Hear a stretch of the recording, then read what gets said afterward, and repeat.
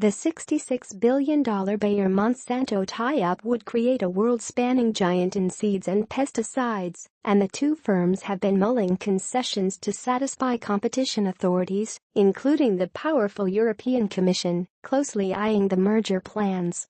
"We are taking an active approach to address potential regulatory concerns, with the goal of facilitating a successful close of the Monsanto transaction," Bayer chief executive Werner Baumann said in a statement.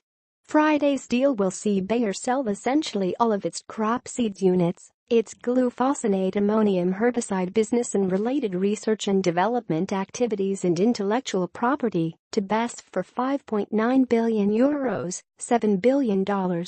Proceeds from the sale will go towards refinancing the Monsanto bid.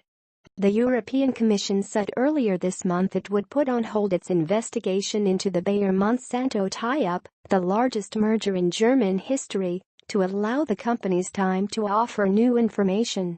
Environmentalists and politicians on both sides of the Atlantic fear that the deal, which would create a global seeds and pesticides behemoth with annual revenues of around €23 billion and 140,000 employees, would give the combined firm too much power over the food chain. As it opened an in-depth examination of the tie-up in August, the Commission expressed concern that Bayer produces one of the few alternatives to Monsanto's product glyphosate, the most sold non-selective herbicide in Europe. It also noted that both firms have large market shares in vegetable seeds and several field crops, where their products compete against one another.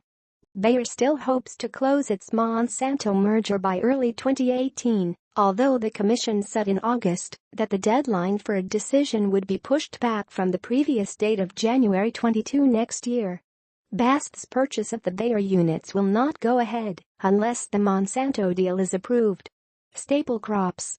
The units included in the deal brought in revenues of around €1.3 billion in 2016, with 5 factories, 10 research and development sites and strong positions in staple crops like soybeans, oilseed rape and cotton, especially in the Americas.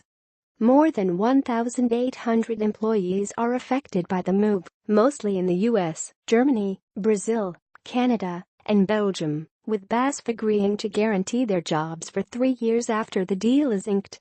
It would be the first move for BASF into selling seeds genetically modified to be resistant to pesticides or harsh conditions, especially profitable when offered alongside the compatible chemicals.